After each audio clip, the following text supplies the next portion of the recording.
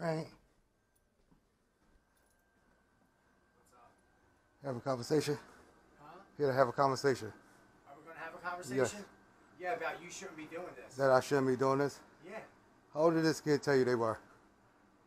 Bro, let me tell you something what I was going to do. No lie. What No was you lie, going to do? Bro. Was going to scare the shit out of that kid because first of all, they shouldn't let him on here if he says he's 18 and he's 15. Yeah. Okay. So that's why I played along with this whole thing because I'm like, what if it was my kid? So you'll tell so you'll want somebody to tell your kid to come all the way over to you? Just scare the shit out of him. Absolutely, bro. Absolutely. Absolutely, bro. Mike. You think I'm stupid? Why do you Mike, you hear what I said to him? I'm not trying to get arrested or none of that. You said you're not trying to get sued. You said you're not trying to get sued or nothing. I played along with the whole thing to scare the shit out of that kid, bro. And that's the God's honest truth. Is that right? Honest to God, bro. How old are you?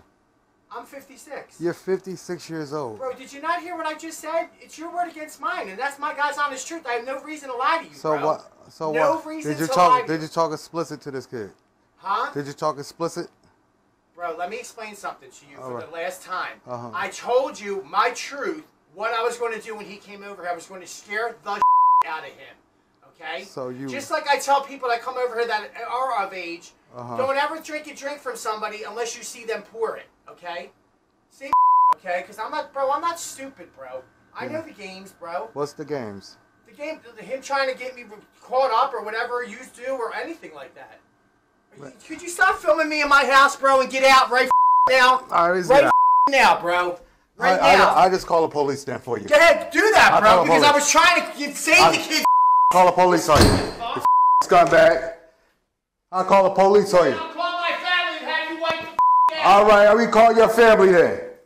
Call your family, because you about to go to mother jail.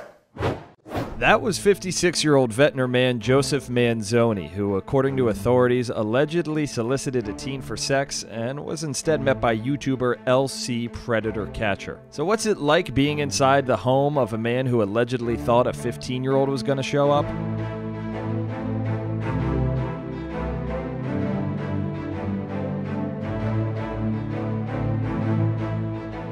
Welcome to Sidebar, presented by Law&Crime. I'm Sam Goldberg. LC Predator Catcher, a YouTuber with 31,000 subscribers who claims he's confronted over 300 alleged child predators, provided information that helped lead to the arrest of 56-year-old Joseph Manzoni. Manzoni was arrested a month after his confrontation with LC Predator Catcher and was charged with enticing a child by various means. Joining us now on Sidebar Podcast to talk about what happened inside Manzoni's home is LC Predator Catcher. Mr. LC, how you doing? Thanks so much for coming on Sidebar. I'm good. So how'd you get into this? Watching YouTube. Really? You saw other YouTubers do it and you're like, hey, I would be good at that? One day I was watching, I used to watch a lot of First Amendment audit videos. I used to watch a lot of those with people that go up there messing with the police and stuff like that. And go and record the cops, and one of them, it came up like, it was a collab with, it was like First Amendment audit with a predator catcher. So I'm looking at it. That one video came up like the guy, he caught the chief of police or something like that. Oh wow! I'm like, yo, that's a regular guy that's doing this. I'm like, yo, these regular people that's doing this. Like, I'm like, oh, you can't get locked up for that or nothing. Oh, I'm about to do that. I'm about to do it. So after about a month of watching it, I just went out and the first day I'm about to download this app. I say within like a half hour I was going out catching somebody. Wow. So when did you start? March 2020. Oh, recently. So the beginning of COVID. So when you started, you weren't worried about the legality of doing it in terms of like potentially entrapping some of these people? No, because I'm not a cop. It's not on entrapping or anything. I feel like this. Once a kid tell you that they're underage, it's no entrapping or anything. That the moral thing that a grown up should do is like, no, you're too young for me. Block. I'm out of here. You're too young for me. But you have them like and still talk. So once you started at the beginning of 2020. You have 31K YouTube subscribers now. How'd you build it up so fast? This is my second YouTube channel. Like the first one, like every platform I done been on, it got shut down. Like my TikTok, I have 121,000 followers on there. My last TikTok, I had 121,000 followers. They shut my thing down for community guideline violations. Facebook shut my last Facebook down for community guideline violations. YouTube shut it down for community guideline violations. They all get shut down for community guidelines. So they look at us like, it depends on how the interaction going. If it's a little heated going, like you talking like with the talking back, they might hit you for bullying, harassing. Then you get strikes for like people putting privacy strikes. So you're like, yo, I'm recording in public. Like, yo, how am I getting a privacy strike on me? But so many strikes, they just shut it down. Sure. So you were saying some of them get shut down because the interactions get heated, and the interaction that we just played that you had with Joseph Manzoni, I mean, that was as heated as it gets. You're inside his apartment. He's screaming at you, turn off the camera. Looked like he was about to get physical with you. I mean, at any point going inside this man's apartment, were you scared? No. He has candles on. It's just you two in his bedroom, and you're not scared that he was going to get physical? The mood is already set for like when I come there. Sure. He sees you. He sees you. He knows it's not the person he was expecting. Sure. So like, what led you to him? Like I post like what I do is I go on these social media, dating apps, anything like that you can correspond back and forth. I put a profile up there that says that for the minimum age, most of these dating apps or social media, you have to be 18. So I'm going to put that minimum age up there. Mm-hmm. Then once somebody jump in my inbox, oh, hey, how you doing? You know what I'm saying? Yeah, by the way, I'm not 18 and I'm underage, under the age of consent. Like I pick an age that's under consent age, of legal consent age. I have about like 90%, 95% of the people that turns me down. Sure. Like out of all the people I talk to on there that turn me down.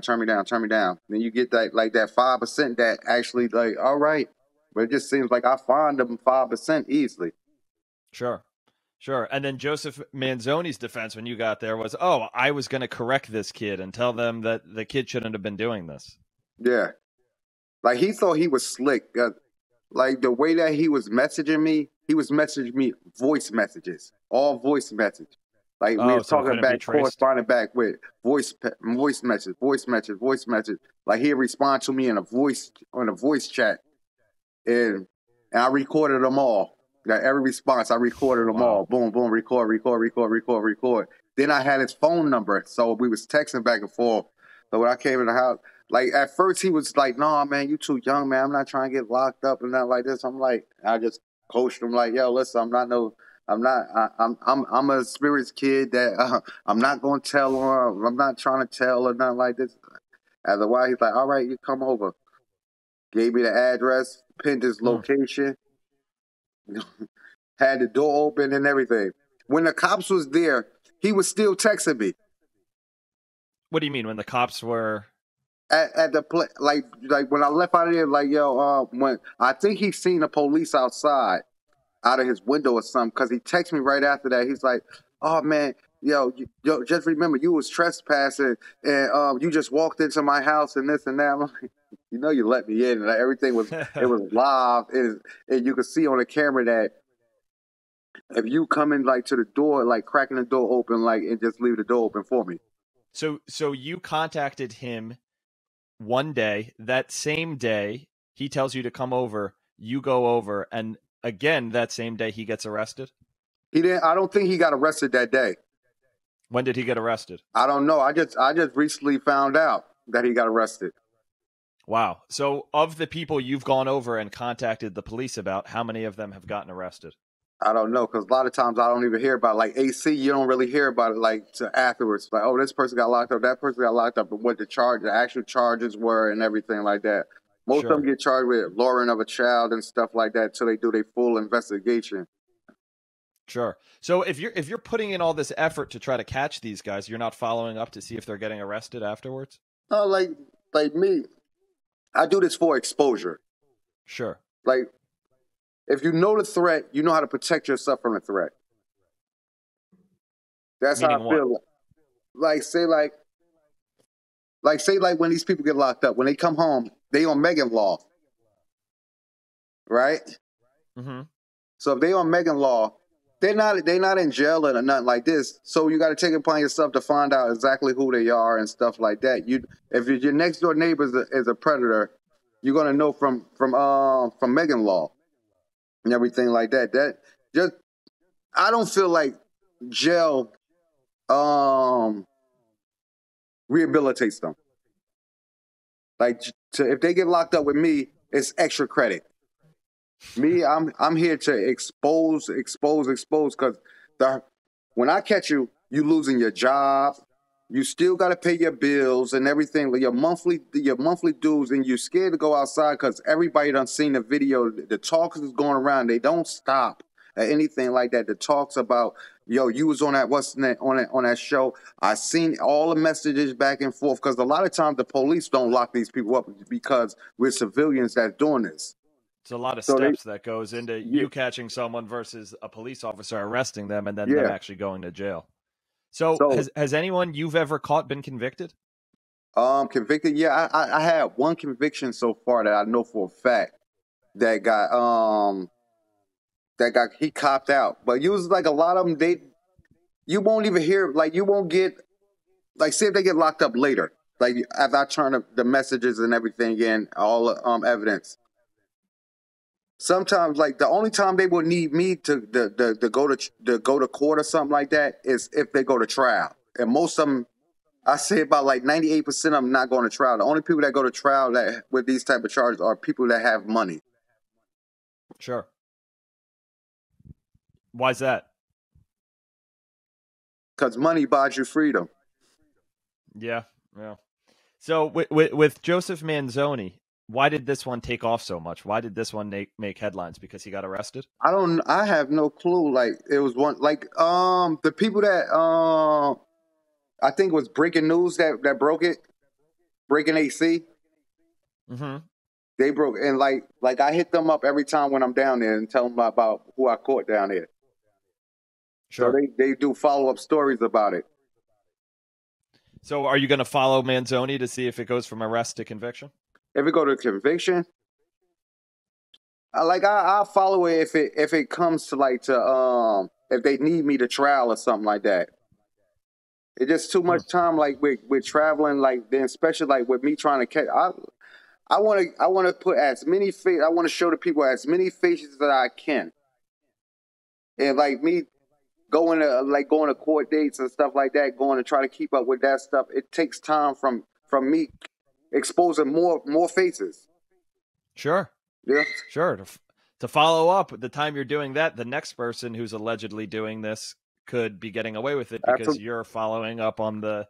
That's why, like a lot of times, like when I'm in Atlantic City, it's like when you call the police out there, it's a long process. It's a long process. Like after calling the police, when the police come there, so that's about like a 2-hour, 2.5 hour like range that you at the police station giving you an interview, everything like that. And within this time, especially when I'm in Atlantic City, like my phone be ringing, bling, bling, bling, bling, bling, bling. So all those blings, those potential predators that I could have been catching within that time frame, that once I leave the police station and everything like that, then I look at my phone, I can't get nobody now. They all are left. Like, oh man, I supposed to got that one. I supposed to got him. Yeah, you got to stay on top of it. Would you consider yourself sort of a new age Chris Hansen? Yeah, like more modern. But like me, like I don't see, like me, like in really, I don't see Chris Hansen as like a predator catcher. I see him more as a host of a show. Sure. Than actually like the person that's going out putting in the work to go actually catch these predators. Well, you're doing the work to catch the predator, filming yourself catching the predator, and then calling the police too. So you're really a one-man band doing it. Yeah, like I feel that I am a official predator catcher, like that doing it all. Like I feel like he was like more of like the host like that, and all the catches are set up for them to come near and everything. And he just did just to interview them. Yep. You did the producer's work, the host work, the researcher's work, everything. All right, LC Predator Catcher, thanks so much for joining us on Law and Crime Sidebar Podcast. You can check out the full Joseph Manzoni video and others on his YouTube page, LC Predator Catcher. Thanks again for coming on. At the time of this recording, Manzoni's been charged with a second-degree crime on a summons and has a pending court appearance. Thanks for joining us here on Sidebar. Please subscribe on Apple, Spotify, YouTube, or wherever else you get your podcasts. Sidebar is produced by YouTube manager Bobby Zoki, video editor Michael Deininger, and booker Alyssa Fisher. I'm Sam Goldberg. We'll speak to you next time.